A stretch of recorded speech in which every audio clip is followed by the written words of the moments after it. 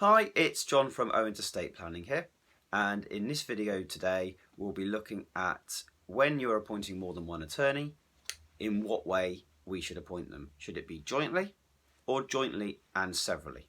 Or there's a third option which we'll go into in a second. So the natural assumption for many clients is that if they've got two or three attorneys, if it's their sons or daughters or sons and daughters, that they would want them to consult with each other. And so naturally, when given an option, they think, well, we'll appoint them jointly, so they have to consult each other. Now, what they may or may not know about this is that jointly literally means all or nothing. So if let's say you've got three children who are your attorneys, and one has moved to Australia, the other two are living locally to you, or at least in the same country. Now, if something needed to be signed for or a decision needed to be made in person, all three attorneys would have to be there.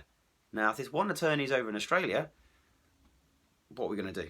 Are they going to come all the way back from Australia for one decision? Very unlikely, which means nothing can be done.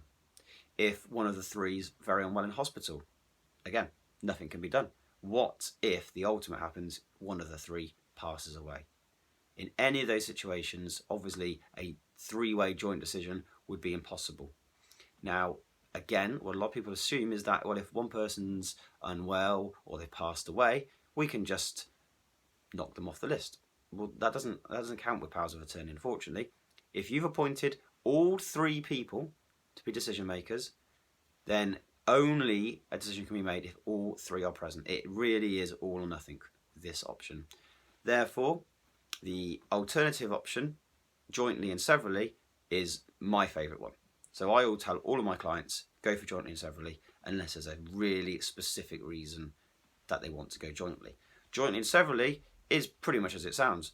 Jointly is an option, so if they're all there, then that's absolutely fine.